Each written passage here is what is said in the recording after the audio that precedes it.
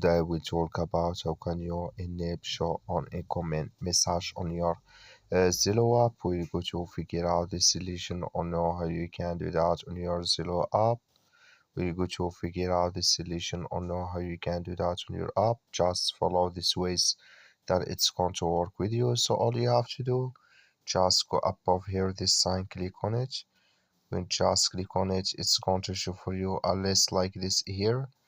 Then you click here on options. So then you come to next step here. Then all you have to do now, just click here on behavior here. You just click on it.